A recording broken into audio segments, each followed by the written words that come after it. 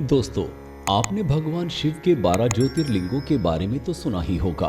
वो सभी ज्योतिर्लिंग भारत के अनेक प्रदेशों में स्थित हैं। पुराणों में इन सभी ज्योतिर्लिंगों का वर्णन विस्तार से मिलता है। तो चलिए देखते हैं अपने इस एपिसोड में सर्वप्रथम ज्योतिर्लिंग की कथा। दोस्तों, शिव पुराण के कोटि रुद्र संहिता में सोमनाथ को सर्वप्रथम ज्योतिर्लिंग कहा गया है, जो कि गुजरात राज्य के एक क्षेत्र सौराष्ट्र में स्थित है। सोमनाथ ज्योतिर्लिंग की स्थापना से संबंधित कथा कुछ इस प्रकार है कि प्रजापति दक्ष ने अपनी 27 कन्याओं का विवाह चंद्रमा के साथ किया था। दक्ष कन्याएं चंद्रमा को अपने पति स्वरूप में पाकर बड़ी ही खुश थी, परंतु चंद्रमा कुल 27 बहनों में सबसे अधिक प्रेम रोहिणी से किया करते थे। इस बात से बाकी सभी स्त्रियां दुखी रहने लगी और अपने पिता प्रजापति दक्ष की शरण में चली गई।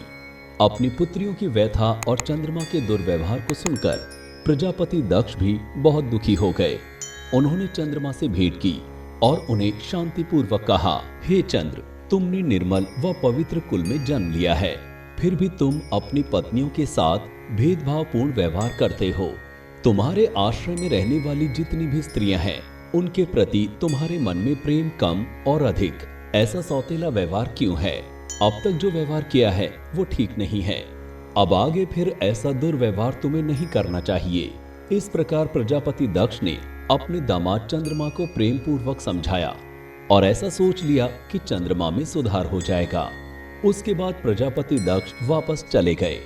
इतना समझाने पर भी चंद्रमा ने अपने ससुर प्रजापति दक्ष की बात नहीं मानी और रोहिणी के प्रति आसक्ति के कारण उन्होंने अपनी अन्य पत्नियों का कुछ भी ख्याल नहीं रखा। दोबारा यही समाचार प्राप्त कर प्रजापति दक्ष बड़े दुखी हुए। दक्ष ने चंद्रमा से न्यायोचित बर्ताव करने की प्रार्थना की, परंतु बार बार आग्रह करने पर भी चंद्रमा ने दक्ष की बात नहीं मानी। तब उन्होंने उसे श्राप दे दिया, मेरे आग्रह करने पर भी तुमने मेरी अवज्ञा की है, इसलिए तुम्हें क्षय रोग हो जाए। दक्ष द्वारा श्राप देने के साथ ही क्षण भर में चंद्रमा क्षय रोग से ग्रसित हो गए। उनके क्षीण होते ही सर्वत्र हाहाकार मच गया।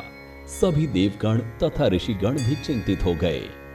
तब सहायता के लिए सभी देवगण ब्रह्मा जी की शरण में गए। ब्रह्मा जी ने उनसे कहा कि जो घटना हो गई है उसे तो भुगतना ही है, क्योंकि दक्ष के निश्चय को पलटा नहीं जा सकता है। परंतु एक उत्तम उपाय है। अगर चंद्रमा देवताओं के साथ कल्याणकारक शुभ प्रभा क्षेत्र में चले जाएं और वहां पर विधि पूर्वक महामृत्युंजय मंत्र का अनुष्ठान करते हुए श्रद्धा पूर्वक भगवान शिव की आराधना करें और अपने सामने शिवलिंग की स्थापना करके प्रतिदिन कठिन तपस्या करें, और जब इनकी आराधना और तपस्या से भगवान भोलेनाथ प्रसन्न हो जाएंगे तो वे इन्हें क्षय रोग से मुक्त कर देंगे। ब्रह्मा जी की आज्ञा को स्वीकार कर देवताओं के संरक्षण में चंद्रमा देव मंडल सहित प्रभा क्षेत्र में पहुंच गए। वहां पर वे महामृत्युंजय मंत्र का जप तथा भगवान शिव की उपासना करने लगे। उन्होंने 6 महीने तक निरंतर तपस्या की। 10 करोड़ मृत्युंजय मंत्र का जप तथा ध्यान करते हुए चंद्रमा स्थित चित्त से वहां पर निरंतर खड़े रहे थे।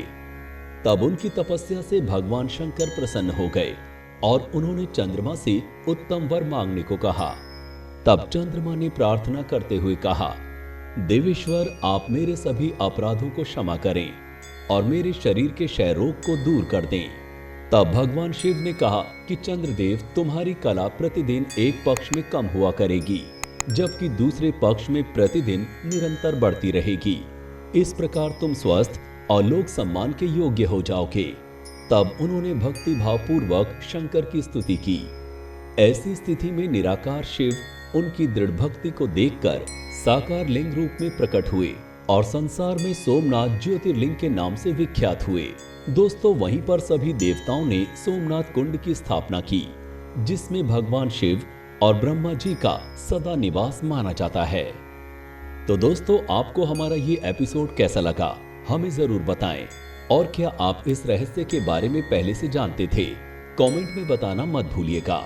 और इसी प्रकार की रहस्यमयी और धार्मिक जानकारी के लिए हमारे चैनल को सब्सक्राइब करें और फेसबुक पर देखने वाले दर्शक हमारे पेज को फॉलो करना ना भूलें। जल्द ही मिलते हैं आपसे अगली वीडियो में।